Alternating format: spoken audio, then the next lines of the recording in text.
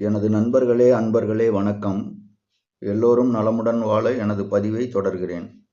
இது நமது சேனலில் 4வது பதிவு. 3வது பதிவில் ஆயில் வாப்ளிங், எண்ணெய் கொப்பளித்தல் பார்த்தோம். தவறாமல் அதை எல்லோரும் செய்யவும். ஆரம்பத்தில் கொஞ்சம் சிரமமாக இருக்கும், பழகிக்கொண்டால் நன்மை தரும், நலமுடன் வாழலாம்.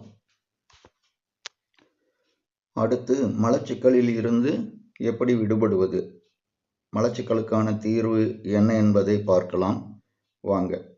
நண்பர்களே, நமது உடலில் நோய் ஏற்பட முக்கிய காரணங்களில் இதுவே முதன்மையானது. நாம் உண்ணும் உணவு ஜீரணமாகி தேவையான சத்துக்களை எடுத்துக்கொண்ட பிறகு மலக்கழிவாக மலக்குடலில் தங்குகிறது. இது எல்லோரும் அறிந்த விஷயம். ஒரு நாளைக்கு 2 முறை அது இயற்கையாகவே வெளியேற்றம் நடக்கணும். எப்படி? அடிவயிற்றில் லேசான வலி, லேசான வெப்பம், அடுத்து கொஞ்சம் காற்று, இவைகள் சேர்ந்து மலக்கழிவை வெளியேற்றுது.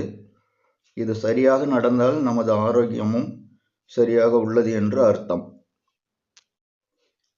ஆனால் பெரும்பாலும் சரியாக நடப்பதில்லை. குழந்தைகள் முதல் பெரியவர்கள் வரை இந்த பிரச்சனை உள்ளது. அதுவும் வயதானவர்கள் என்றால் கழிவுகளை வெளியேற்ற மிகவும் சிரமப்படுவார்கள். அந்த நேரத்தில் அங்கேயே மயக்க நிலை அடைந்து உயிர் பிரிவதும் உண்டு. எனவே மலச்சிக்கல் மிகவும் ஆபத்தானது. மேலும் மலத்தை வெளியேற்றுவதில் சிரமம் இருந்தால் நாள்பட அது உள்ளிருக்கும் சதையை வெளியே தள்ளி மூலநோய், பைல்ஸ் ஏற்படவும் வாய்ப்புகள் அதிகம். அடுத்து மலச்சிக்கல் ஏற்பட்டால் இந்த மலக்கழிவுகள் முற்றிலுமாக வெளியேறாமல் கொஞ்சம் உள்ளேயே தங்கிவிடும். அது மலக்குடலின் பக்கவாட்டில் சுவரொட்டி போல ஒட்டிக்கொள்ளும். மலக்குடலின் பக்கவாட்டில் சுவரொட்டி போல ஒட்டிக்கொள்ளும். பல ஆண்டுகளாக அப்படி ஒட்டிக்கிட்டு இருக்கும்னெல்லாம் மெடிக்கல் ரிப்போர்ட் சொல்லுது. அதில் நாள்பட கிருமிகள் தோன்றி நமது உடலுக்கு நோயை உண்டாக்கின்றன. மேலும் தவறான உணவு பழக்க வழக்கங்களும் ஒரு காரணம். நமது யூடியூப்பில் வைரலான வீடியோ ஒன்று, ஒரு குழந்தை நூடில்ஸை, ஃபாஸ்ட் ஃபுட்டு மென்று தின்னாமல் அப்படியே விழுங்கி அது உணவு பாதையில் அடைத்து நின்றுவிட்டது. சாப்பிட்ற உணவு ஜீரண பகுதிக்கு போனால் தானே செரிமானம் ஆகும். பாதி வழியில் நின்றதால் அதை அறுவை சிகிச்சை செய்து வெளியே எடுத்தார்கள் மருத்துவர்கள். அப்படியே விட்டு இருந்தால் உயிருக்கு ஆபத்து வந்திருக்கும். ஃபாஸ்ட் ஃபுட்டு சாப்பிடாது என்று சொன்னால் கேட்கவா போகிறீங்க? குழந்தைங்க அதுதான் ரொம்ப விரும்பி சாப்பிட்றாங்க. அதே போல் நான்வெஜ்ஜு, அதற்கான உடல் அமைப்பே நமக்கு கிடையாது. நான்வெஜ்ஜு சாப்பிட்றதுக்கான உடல் அமைப்பே கிடையாது. ஆனாலும் நாம் அதைத்தான் விரும்பி சாப்பிடுகிறோம். டேஸ்ட் அப்படி. சரி, நீங்கள் எது வேண்டுமானாலும் சாப்பிடுங்கள். உங்கள் விருப்பம் போல எது வேண்டுமானாலும் சாப்பிடுங்கள். பத்தியம் இருந்தால் 10 நாள், எல்லாம் தின்றால் 8 நாள் என்று வழக்கத்தில் சொல்வார்கள். எப்படி? பத்தியம் இருந்தால் 10 நாள், எல்லாம் தின்றால் 8 நாள் என்று சொல்வார்கள். 2 நாள் ஆயுள் குறையுது, அவ்வளவுதான். அதனால் நீங்கள் விருப்பம் போல் சாப்பிடுங்க, எது வேணுமானாலும் சாப்பிடுங்க. ஆனால் சாப்பிடும் உணவை நன்றாக மென்று ஒரு 10 தடவையாவது மெல்ல வேண்டும். பிறகு விழுங்கி விடுங்கள். அப்படி செய்தால், பொறுமையாக மென்று விழுங்கினால் பாதி ஜீரணம் உணவு பாதைக்கு செல்லும் முன்னரே ஆகிவிடும். மீதி ஜீரணம் உள்ளே நடந்து உடல் உபாதைகள் தவிர்க்கப்படும். இதெல்லாம் நம் பெரியவர்களுக்கு நன்றாக தெரியும். இந்த பதிவை சிறுவர்கள் முதல் எல்லோரும் பார்த்து பயனடைய வேண்டும் என்பதற்காக கொஞ்சம் விரிவாக சொல்கிறேன். பெரியவர்கள் கொஞ்சம் பொறுத்து கொள்ளவும். செல்வச் செழிப்புடன் வாழ, ஆயுள் ஆரோக்கியத்துடன் வாழ, இறுதியாக இறைவனடி சேரும் வரை அனைத்து வழிகளையும் அற்புதமாக அருளியுள்ளார்கள். அவற்றையெல்லாம் ஒவ்வொன்றாக நமது பதிவில் தொடர்ந்து பார்க்கலாம் வாங்க.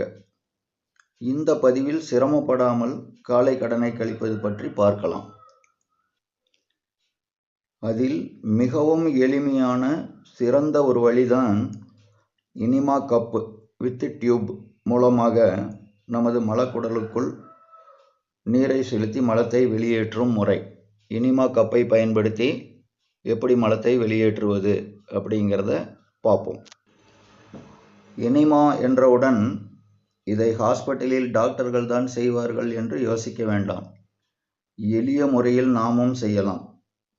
10 to 15 நிமிடம் போதுமானது.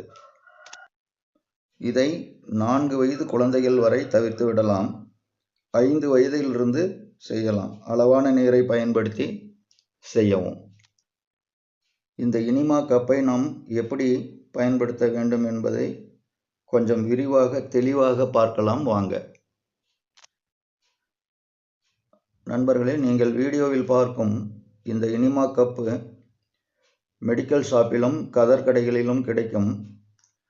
இதனுடைய விலை 150 ரூபாய் வரை இருக்கலாம். அவற்றை வாங்கிக் கொள்ளவும். உங்கள் டாய்லெட்டில் ஒரு 5 அடி உயரத்தில் சுவற்றில் மாட்டிக்கொள்ளவும். அதிலுள்ள டியூப் உங்கள் இடுப்புக்கு கீழ் வரை வருமாறு பார்த்து கொள்ளவும். அந்த டியூபோட எண்டு நம்ம இடுப்புக்கு கீழ் வரை வருமாறு பார்த்து கொள்ளவும். டியூபின் முடிவில் ஒரு சிறிய வால்வு மாதிரி இருக்கும். அதன் நுனிப்பகுதி கொஞ்சம் ரவுண்ட் நோஸாக இருக்கும், காலர் மாதிரி இருக்கும். வீடியோவில் அதை நான் மார்க்கிங் செய்து உள்ளேன். அந்த பகுதியை தான் நமது மல துவாரத்தில் சொருக வேண்டும், இன்சர்ட் பண்ணணும். அதற்கு முன்னதாக அதன் நுனி பகுதியில் சிறிதளவு ஆயில், விளக்கெண்ணெய் அல்லது தேங்காய் எண்ணெயை தடவிக்கொள்ளவும். அப்போதுதான் அந்த நோஸ் பகுதி நமது மலதுவாரத்தில் செலுத்தும் போது எந்த வலியும் இல்லாமல் காயம் படாமலும் இருக்கும். இதை மறக்காமல் செய்யவும். மறந்துவிட்டு சிரமப்பட வேண்டாம். அடுத்து மேலே உள்ள கப்பில் நிறைய தண்ணீரை ஊற்றிக்கொள்ளவும். தண்ணீரை நிரப்பிக்கொள்ளவும். லேசான வெந்நீராக இருந்தால் நல்லது. தண்ணீர் ஊற்றும் போது டியூபை மேல் நோக்கி பிடிக்கவும். நீரை ஊற்றிய பிறகு டியூபை கீழ் நோக்கி தொங்கவிடவும். அப்போது டியூபை, அதாவது நுனிப்பகுதியை உங்கள் இடது கை அல்லது வலது கையில் எது வசதியோ அந்த கையில் பிடித்து கொள்ளவும். அதில் வெளியேறும் நீரை கொஞ்சம் வெளியில் விட்டுடுங்க. நீங்கள் கப்பில் நீரை ஊற்றும் போது டியூப் வழியாக நீர் இறங்கும். அப்போது சிறிதளவு ஏர் லாக் ஆகும். அந்த ஏர் முற்றிலும் வெளியே சென்று விட வேண்டும். ஏர் ரிலீஸ் ஆகணும். அதன் பிறகு அந்த நுனிப்பகுதியை நமது மலதுவாரத்தில் செருக வேண்டும். ஏர் லாக் இருந்தால் நீரானது மலக்குடலுக்குள் போகாது. எனவே ஏர் அடைக்காமல் பார்த்து கொள்ளவும். பிறகு நாம் நின்ற நிலையில் குனிந்து கொண்டு அல்லது குனிந்த நிலையில் நின்று கொண்டு, இரண்டும் ஒன்று தான், உங்களுக்கு புரியணுங்கிறதுக்காக, குனிந்த நிலையில் நின்று கொண்டு நீர் வெளியேறும் நுனிப்பகுதியை மலதுவாரத்தின் உள்ளே ஒரு 2 இன்ச்சு அல்லது 3 இன்ச்சு நீளத்திற்கு விடவும். அதன் நீளமும் அவ்வளவுதான் இருக்கும். நம்ம ஆயில் தடவணும் இல்லையா, அந்த பகுதியை ஒரு 2 இன்ச்சு அளவிற்கு மலதுவாரத்தில் விடவும். 2 நிமிடத்தில் கப்பில் உள்ள நீர் முழுவதும் உள்ளே சென்றுவிடும், மலக்குடலுக்குள்ள சென்றுவிடும். பிறகு 2 நிமிடம் முதல் 5 நிமிடம் வரை நீர் உள்ளே இருக்கும் நிலையில் வெயிட் பண்ணணும். மலக்குடலுக்குள்ளேயே நீர் இருக்கும், கொஞ்சம் வெயிட் பண்ணணும். குனிந்த நிலையிலேயே இருந்தால் நல்லது. முடியவில்லை என்றால் சற்று நிமிர்ந்த நிலையில் நில்லுங்கள்.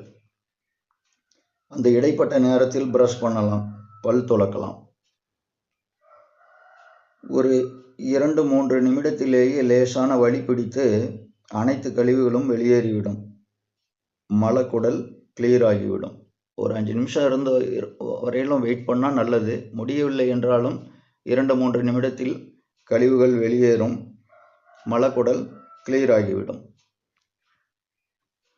வேப்பிலை போட்டு நீரை கொதிக்க வைத்து பிறகு லேசாக சூடு இருக்க ஆற வைத்து பயன்படுத்தி வந்தால் மலக்குடலில் உருவாகும் புழுக்களும் இறந்து வெளியேறிவிடும்.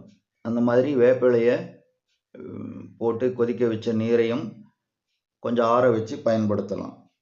ஏன்னா மலக்குடலில் புழுக்கள்லாம் நிறையா உண்டாகும். அதெல்லாம் அந்த கசப்புக்கு இறந்து போய் அப்படியே எல்லாம் வெளியேறிவிடும்.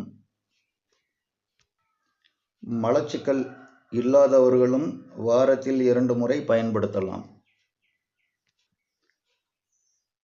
அன்பர்களே, இதை செய்து வந்தால் நமக்கு வரும் நோய்களை தவிர்க்கலாம், ஆரோக்கியமாக வாழலாம். இந்த முறையில் மலக்குடலை சுத்தம் செய்தபோது பல வருடங்களாக உள்ளே தங்கியிருந்த கழிவுகள் வெளியேறியதை மருத்துவர்கள் புகைப்படம் எடுத்து காட்டியிருந்தார்கள். அவைகளை பார்க்காமல் இருப்பதே நல்லது. அவ்வளவு அசிங்கமாக இருந்தது. எனவே இவ்வளவு பயன்பாடுகள் உள்ளது. இந்த வீடியோவை பார்க்கும் எனது நண்பர்கள் இதை தவறாமல் செய்து பயன்பெறவும். எல்லோரும் நல்வாழ்வு வாழ இறைவனை வணங்கி உங்கள் அனைவரையும் வாழ்த்தி மீண்டும் அடுத்த பதிவில் சந்திக்கும் வரை நன்றி கூறி விடைபெறுகிறேன். நன்றி, வணக்கம்.